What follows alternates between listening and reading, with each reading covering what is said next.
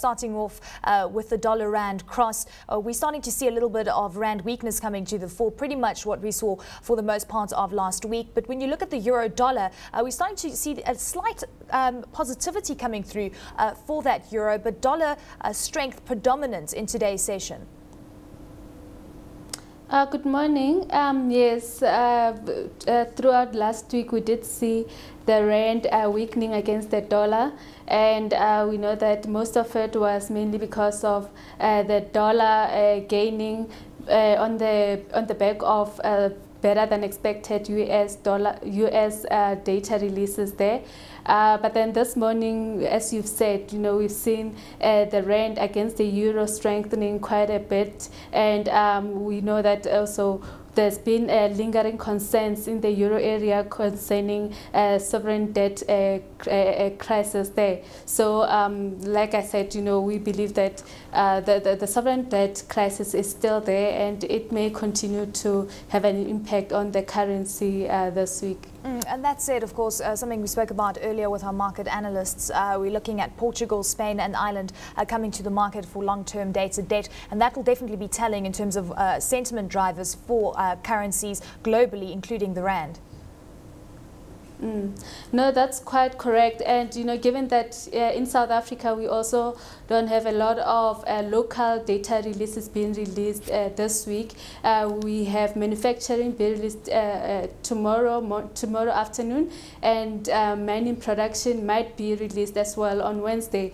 But besides those two data releases, there's not much of data releases here in South Africa, so the rand might continue to take its cue from international developments. Interesting, because we're getting the manufacturing number before we get the PMI number. Usually that's inversed. We saw very strong PMI numbers on a global level, manufacturing looking relatively strong. What are your expectations for manufacturing? We know Bloomberg is looking at around 2.7%.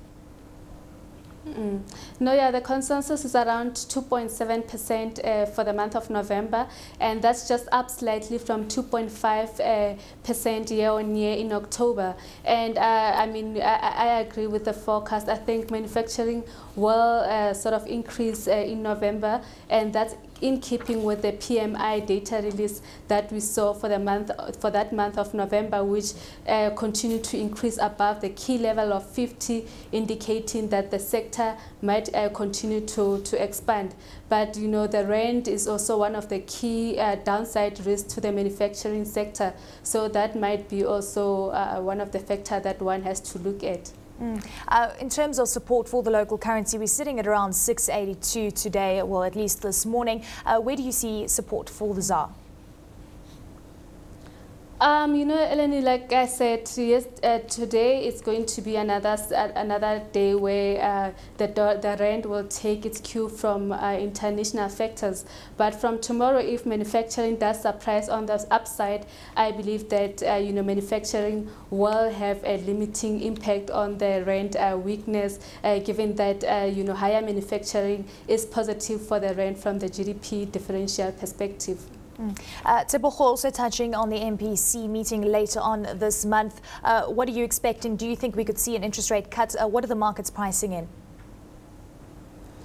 Eleni, the last time I saw, the market was pricing in about 30% chance of a 50 basis point interest rate cut in the next 6 months. And for Standard Bank, we believe that we have reached our cycle for interest rate cuts, and we believe that interest rate will be on hold for the rest of 2011, and we are going to see another interest rate move probably early next year.